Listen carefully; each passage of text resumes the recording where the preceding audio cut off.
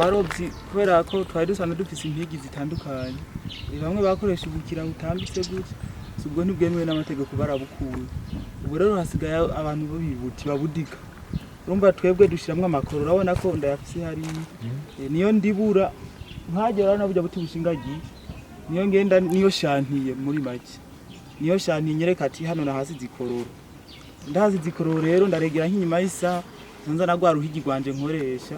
camanurira ko mbanza aho narisize ugifi zaje kurya ziriko zose cyane zifata niko urazihadufasha cyane gose ko nkaje nibyo bintu ntagiye hari ya murima canza ngaho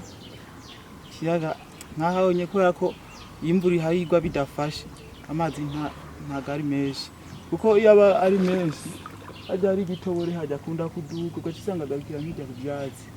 murushana imvura ari nyinshi nk'ubu sinzi impamvu nk'ubu mu kwa gatatu akunda kuba yuzuye akinjira mu rupangu n'ibyo bintu byo bigunguru ntabwo twakunda kubibona iyo yuzuye ariko yaheze arinze agarukira yaheze nahabyimvye ko unovura bugumba je ko nange navutse ndagisanga sinzi ukuntu catangwe gusa ngo numva ngo numurasta yakorera ngaha kwa baregi yamyembiwe se toilette ikiratoboka kiratoboka amazi cyadurukamo ikizibuko nyene bano ko ari ahantu hagataba amazi yose ashururukiramo cyadurukako nyene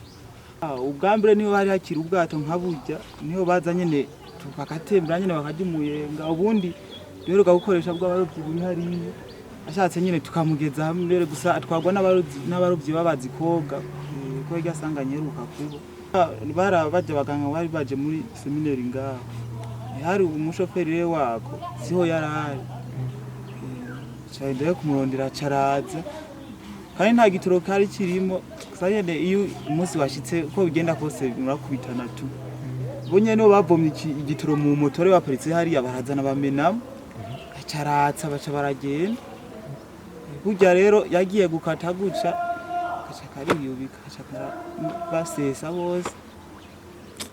naho ntiyarazi no ko gaburya nawe yabaye wa mbere mu bapfa abakize n'abarovyi babarokwe bari impande yabo